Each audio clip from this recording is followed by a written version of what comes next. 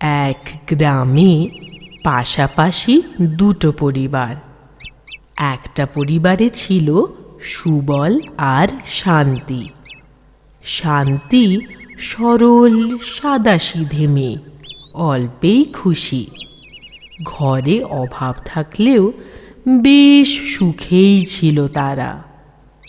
শান্তির সুখ সহ্য হতো না পাশের বাড়ির বউ রেবার।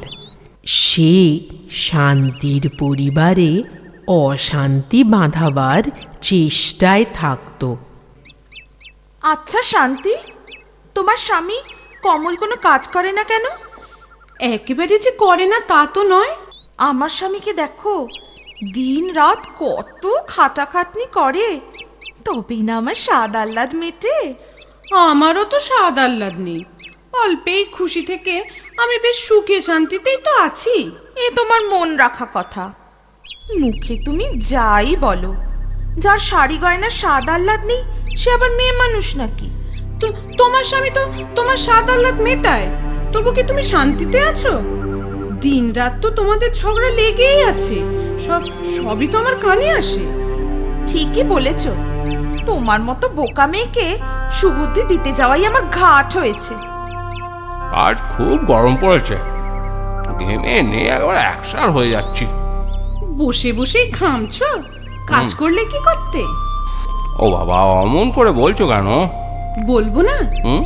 তোমায় তো আর শুনতে হয় না, লোকে আমায় কথা শোনায়। ও লোকের কথা বাদ দাও তো, ওসব কি কান নিলে চলে গো সব সময়?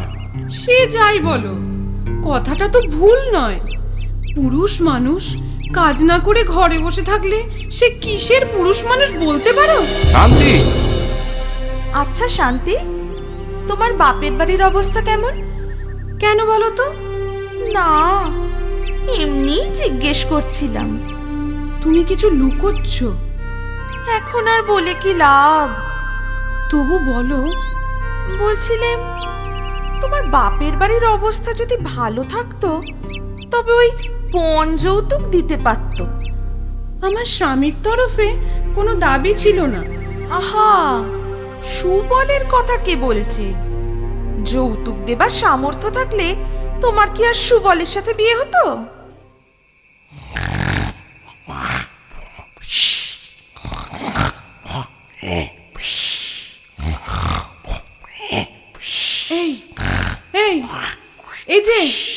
এই যে নাক ডাকা বন্ধ করবে।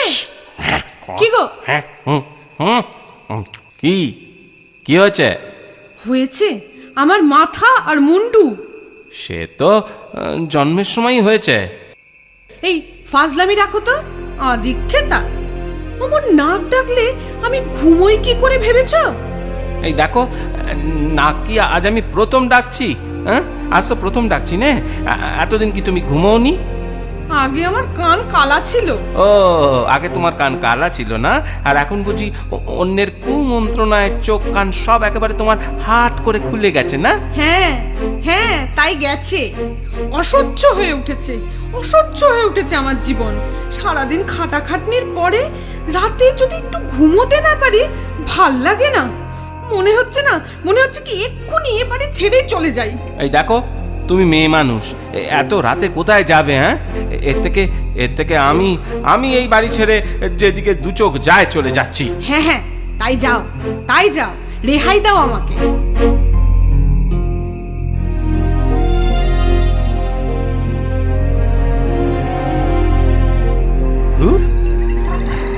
এরকম করে মানুষ বাঁচতে পারে? না না না না, বাঘসিংহে যদি ছিঁড়ে খায় তো মরে বাঁচি। ঘেন্না ধরে গেল এই জীবনে। ছি ছি ছি ছি, ছ্যা।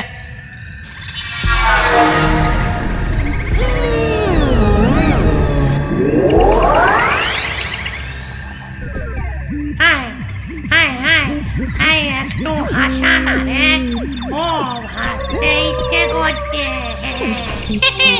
বেশি হাসাতে পারবে সে কিন্তু পুরস্কার পাবে। ঠিক আছে, তাহলে পুরস্কারটা আমি পাবো। টিঙ্কু টিকু টিঙ্কু টিকু টিঙ্কু টিকু টিঙ্কু টিকু আমার নাম বেগুনি সবার থেকে গুনি নাচতে পারি গাইতে পারি গড়িয়ে চোখের মনি উই উই উই উই উই উই ও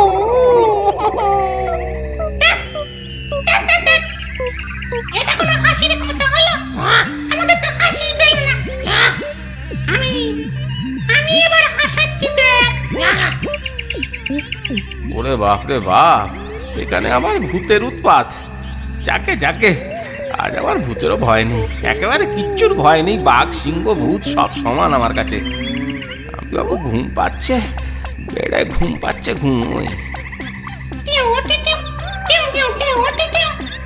নামটা আমার সবুজ, নয়তো আমি অবুজ। এদিক সেদিক নড়ে চড়ে আমার পিঠের খোঁজ। টিউ টিউ টিউ টিউ টিউ টিউ। থামবি টিউ এটা আরো বিচ্ছিরি। কি বাজে এ কখনো হাসি পায়? কান্না পায়, রাগ ধরে। তবে তুই হাসা দেখি। হ্যাঁ, অনেকক্ষণ বক বক করছিস, এবার দেখি তো তুই কেমন হাসাতে পারিস। দেখবি? হ্যাঁ, দেখি তোর কেরামতি দারুণ।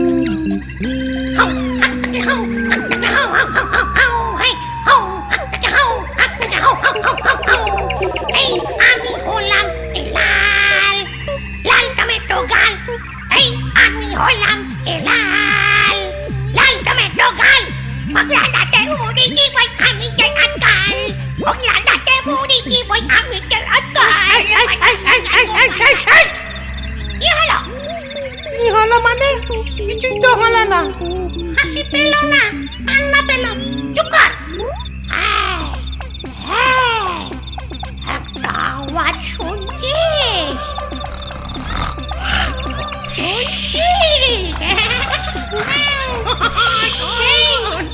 কিসের আওয়াজ রে? শুনে তো হাসি পাচ্ছে।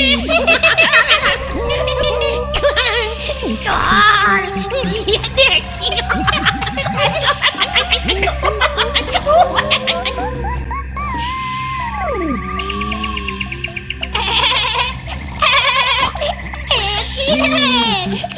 একটা মানুষ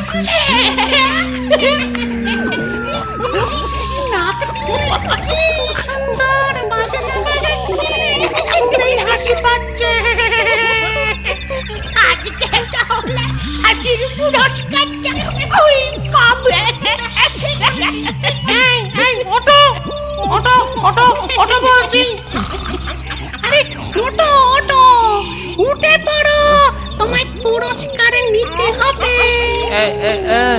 কে কে কে কে তোমরা? এই কারা? দেখো, উঠেছে। এই যে আমাদের হাসানোর জন্য এই নাও তোমার পুরস্কার। শোনো, এটা কিন্তু দেশে টুপি নয়।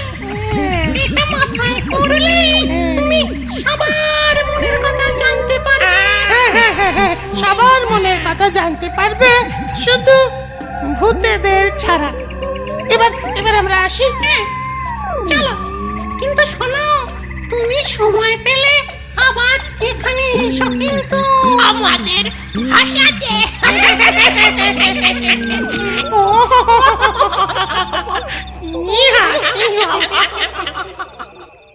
এই না ধরো। দাও দাও। বাহ, বেড়ে সেজেছ তো। ভাগ্যিস ভূতেরা তোমায় ওই জাদু টুপিটা দিয়েছিল, না হলে তুমি আমার মনের কথা জানতেই পারতে না। তোমার সাথে অমন ব্যবহার করে না আমার যে কি অনুতাপ হচ্ছিল। ওই কথা সাময়িক রাগ আমারও হয়েছিল গিন্নি। তবে তবে টুপিটা না পেলেও তোমায় আমি ভুল বুঝতাম না, বুঝেছ? ওই ভুল ভাঙতে একটু দেরি লাগতো। শোনো, একটা একটা কথা বলবো। জানি জানি, টুপিটা রাজাকে উপহার দিতে বলবে তো? ও মা, যাতে দেশের দশের কল্যাণে লাগে। তবে এটা ঠিক, এই টুপিটি পেলে শত্রুমিত্রর মন বুঝে রাজা ভালোভাবে রাজ্য শাসন করতে পারবে। বাবা হুম, এটা না বলতেই বুঝে গেলে? ও বুঝবো না, টুপিটা আমার মাথায় আছে যে। যাই যাই যাই, আজই রাজ দরবারে যাই, বুঝেছ? শুভ কাজে দেরি করতে নেই।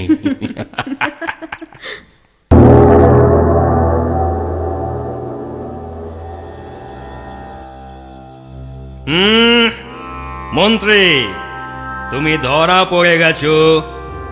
তুমি ভাবছো টুপিটাই কেলেঙ্কারি করলো, তাই না? আমাকে হত্যা করে তোমার রাজা হওয়ার স্বপ্ন আর কখনোই পূরণ হবে না।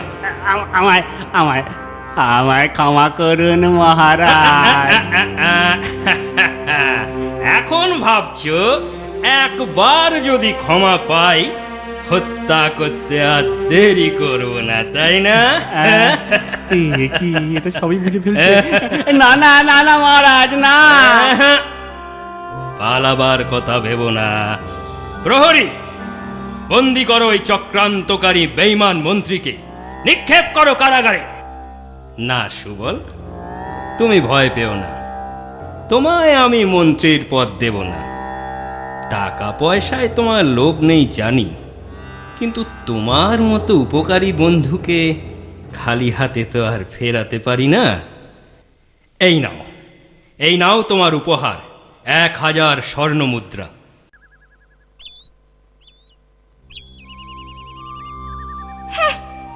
ভূতেরা আর লোক পেল না, আমরা থাকতে কিনা ওদের দিল জাদু টুপি। তাই তো, তুমি সব জানলে শান্তির থেকে কিভাবে পেল? তা না জেনে তোমার মতো তো আর চুপ করে বসে থাকতে পারি না। তুমি সব জানিয়ে দিলে ওই হিংসুটে রেবাকে?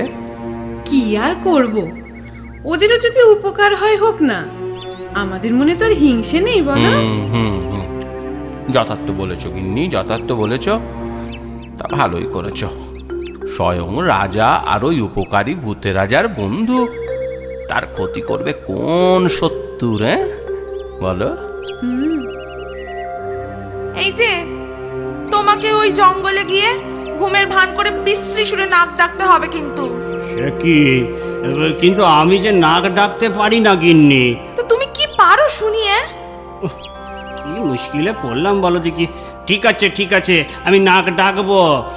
তারপর ভূতেরা জাদু টুপি দিতে চাইলে তুমি অদৃশ্য হবার টুপি চাইবে। যা বাবা, টুপি পরলে লোকে যদি দেখতেই না পেল, তা পরে কি লাভ বলো দেখি? না দেখলেই তো লাভ। কিরকম কিরকম? ওরা তো এনেছে রাজার কাছ থেকে 1000 স্বর্ণ মুদ্রা। তুমি আনবে লক্ষ কোটি। আর রাজার সোনা জহরতে মোড়া হিরে বসানো মুকুটটা যদি হাতাতে পারো, ভূতের টুপি তবেই না কাজে লাগবে। কোনো প্রহরী তোমায় দেখতে পাবে না, তাই ধরা পড়ার ভয়ও নেই। শোনো, আর দেরি নয়, আজ রাতেই তুমি জঙ্গলে যাবে।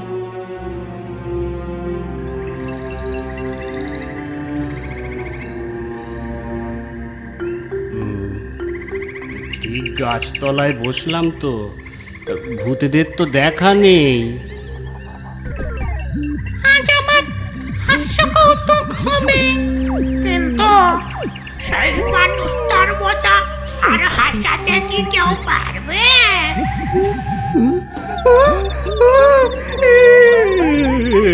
কারা?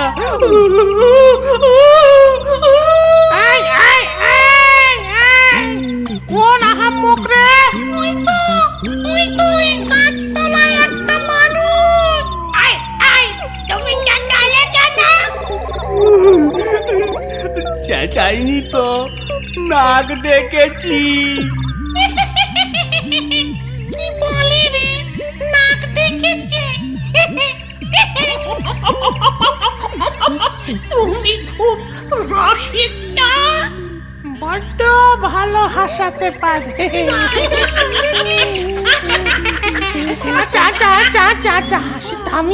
হাসি থামিয়ে এবার বলো দেখি, তুমি কি পুরস্কার চাও? পুরস্কার। তোমরা আমায় এমন একটা টুপি দাও যা মাথায় দিলে প্রহরীরা আমায় দেখতে পাবে না। শুধু প্রহরী কেন, কোনো মানুষই আর তোমায় দেখতে পাবে না। শুধু ভূতেরা ছাড়া।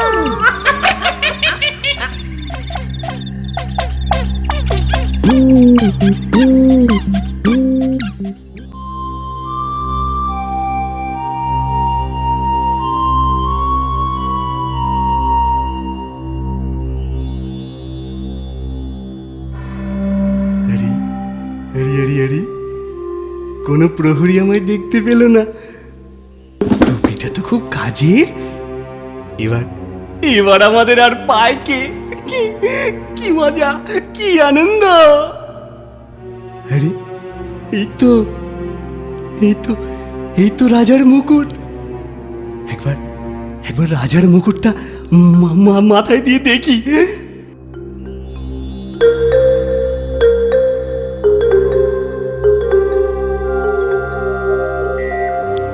বাবা বাবা বাবা বাবা, আমায় দেখতে এত সুন্দর! এ তো রাজার থেকেও আমায় ভালো দেখতে লাগছে। বাবা বাবা বাবা বাবা। ওখানে কি একটা ঘোরাঘুরি করছে না? চোর মনে হচ্ছে। হ্যাঁ হ্যাঁ, তাই তো, চোর চোর চোর চোর চোর চোর চোর। টুপিটা খুলে ফেলেই বিপদ হলো।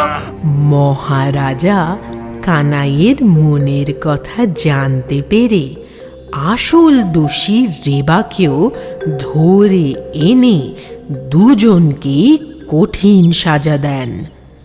ভূতের দেওয়া দ্বিতীয় টুপিটাও যায় রাজার দখলে, তবে তিনি কিন্তু সেটা ভালো কাজেই ব্যবহার করেন।